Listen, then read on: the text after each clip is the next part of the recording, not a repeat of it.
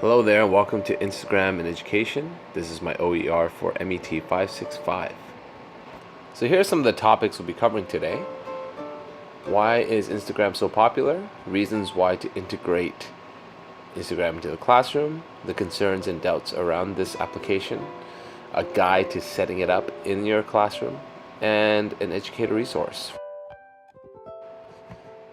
So many of you probably have Instagram already, but here's just a brief history. It started back in 2010, and the idea was to combine an instant camera with Telegram so that people could take photos and digitally enhance them with different kinds of filters and share them amongst a personal network and categorize the photos by hashtags. One of the main reasons why Instagram became so popular was its emphasis on building a social media following. It allowed people and users to build a network beyond their own personal circle. The endorsement of celebrities really pushed its active user total to one of the top social media platforms. Since its inception, it has gained a total of 800 million active monthly users, second only to Facebook. To compete with other social media platforms like Snapchat and Twitter, it expanded its interface to allow for 15-second videos in March of 2016, then expanded to a 10-minute limit for video uploads. Since the introduction of videos, the user count for Instagram has doubled since 2016. There's also no denying of its popularity amongst youth. A study by the Associated Press Center for Public Affairs Research, they found that almost 75% of Americans between the ages of 13 to 17 are using Instagram. Want to know a few more crazy numbers? There are 40 billion photos shared on this platform, 3.5 billion likes on these photos every day. 70.7% of businesses have an Instagram profile, and 32% of internet users are on Instagram. So what are the reasons for using this platform in education? Well, the previous generation of youth grew up in a culture where media and messages were selected by adults working at a network television company. However, this current generation and future generations to come have been shifted to a user choice society where they no longer are told what media to consume, but are now co-creators of content. The main reasons to use Instagram in education is that our youth has been so empowered to choose what messages they want to follow and now have the ability to co-publish their own content on these platforms. By using this platform in the classroom, educators can take advantage of its built-in collaborative and socializing features, as kids can like, comment, and provide feedback on posts. This can build community within a classroom. Students can customize, showcase, and share their learning. They can develop ways of becoming co-owners of material they post and focus on originality of thought and content. The role of teacher can shift towards being a facilitator of learning. So using this platform in education comes with a lot of questions and concerns. How does one ensure privacy of our students? What if students can't access this platform if they're not of age 13 and above to create their own account? How do we prevent students from accessing disturbing content? What about safety and cyberbullying? And finally, what are the concerns about mental health and the social media platform? The fact that these concerns exist makes it even more important to integrate social media education into our curriculum.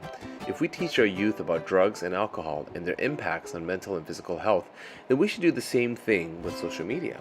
Platforms like Instagram is gaining exponential popularity, and students need to make informed decisions on how they interact with these platforms. So here are some examples of topics of discussion that educators can have with their students around social media like Instagram. This 2015 Time magazine article describes Instagram as the worst social media platform for mental health. It highlights that the platform increases levels of anxiety, depression, and loneliness amongst teenagers. Instead of keeping up with the Joneses that live nearby, many teenagers are comparing themselves with thousands of people in their following network, and even celebrities, who are manicuring their profiles to show the most glamorous parts of their lives. It's also important to have conversations with students about the addictive properties of social media. If someone takes a drug, drinks alcohol, or smokes a cigarette, or gets a like on social media, all of those experiences produce dopamine, which is a chemical that's associated with pleasure. When someone likes an Instagram post or any content that you share, it's a little bit like taking a drug as far as your brain is concerned. It's a very similar experience. Now the reason is that it's not guaranteed that you're going to get likes on your posts, and it's the unpredictability of that process that makes it so addictive. One of the most important issues that education must face is how to deal with cyberbullying. By integrating Instagram into education, students can discuss cyberbullying in an open forum and can learn real strategies to deal with these problems proactively. If schools, teachers, communities, parents all have a presence on social media, it will help reduce the anonymity that cyberbullies think they have before they continue with their attacks. It can really be instrumental in dealing with these problems. So let's say that you do decide to use Instagram in your teaching. What are some ways to ensure that you have your own privacy? Well, one way to do so is to take advantage of Instagram's new multiple account feature. It's really easy to use. You can switch between accounts with one touch of a button. Here's an example of my profiles. I have my personal account. I created a teacher account, Master Wu Sensei, and I have a class account called Henderson Division 3, where all my students know to follow my teacher accounts and the class account, but they have no idea of my personal account. Another option is to build a virtual private community in your classroom, and you can do so by asking students to create accounts that are separate from their personal accounts with a specific purpose of using these accounts to post work, follow their teachers, follow their classmates, and collaborate with each other. I'd like to finish off this OER by discussing a personal reason for integrating Instagram into my teaching. It doesn't have groundbreaking technology, but it does have the world's second largest user base, and it's the most popular amongst this current generation that is receiving education. The content on Instagram is endless, and I believe that we can help students make informed choices of what content they can follow. With guidance, they can follow charities that can help with human rights or successful companies. They can learn to seek out hashtags of current movements or ancient times.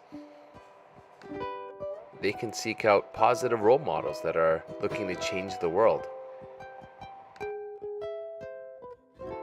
Or they might just learn something useful in general. Is there an optimal way of integrating Instagram? Probably not.